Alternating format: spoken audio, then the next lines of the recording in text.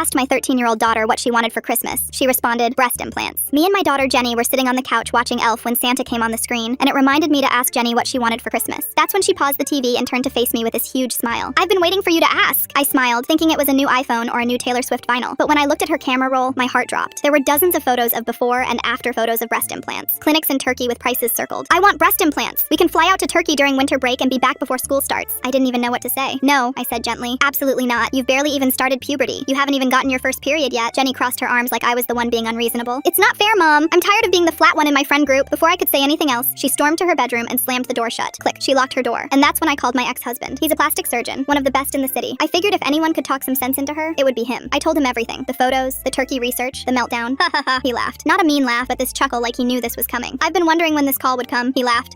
What do you mean? Just don't take her to Turkey, he interrupted. Bring her to my clinic. I knew getting chest implants under 18 was illegal in the US, so I knew he wasn't planning on actually giving her the procedure she wanted. Why? I asked, sort of amused. I could practically hear him smile through the phone. Just trust me. And that's how, 2 days later, I told my daughter we were going to see her dad at the plastic surgery clinic. Her whole face lit up. Thank you, thank you, thank you, she practically shouted at the top of her lungs. She thought I'd changed my mind. She spent the entire car ride replaying the song, My Milkshake Brings All the Boys to the Yard, and staring at herself in the mirror. As soon as we got to the clinic, my ex-husband greeted us in his white coat. If I didn't know any better, I would have thought he was actually ready to give her surgery. When we sat down, he asked, what do you want done? She launched into her whole pitch about wanting to go from an A cup to a C cup, and I watched my ex-husband listen without interrupting. His face gave nothing away. When she finished, she lay down on the surgery bed like she was ready for him to start operating right then and there. But he just leaned back in his chair and said, I want to show you something, but it might be hard to look at. Jenny nodded eagerly, probably expecting more before and after photos of what she'd look like when the procedure was finished. Instead, he showed her a folder, labeled Complications Under 18. The first photo was a girl, maybe 16, with severe scar tissue around the entire front side of her body. Her implants had hardened into these painful-looking lumps that distorted her entire chest. The second was an infection so bad the implants had to be completely removed, leaving behind scarring that looked permanent. My daughter's smile was gone. She'd gone completely pale with shock, but he wasn't done. He pulled up another file. He said, here's what I don't show most people. He pulled up photos of himself from 10 years ago. This was me at a conference in Turkey. I was one of the doctors performing these procedures on teenagers. I was making incredible money. Then he showed us another photo, a teenage girl with a bright smile. This was my niece. She was 14 when she begged me for breast implants. And because I was doing it for everyone else's kids, I said yes. The next photo showed the same girl, but her chest was uneven and lumpy. Jenny gasped. She developed hard lumps of scar tissue. We tried everything. Steroids, dissolvents, surgical removal. Nothing worked. She's 23 now and still has them. She never wears t-shirts anymore. My daughter burst into tears. Not the angry tears from 2 nights ago. These were different. She was actually processing what she'd just seen. She couldn't stop staring at that last photo. The drive home was silent for the first 10 minutes. When she finally broke it, she said, I think I just want an iPhone 17 for Christmas. I laughed. I'll get you the Pro.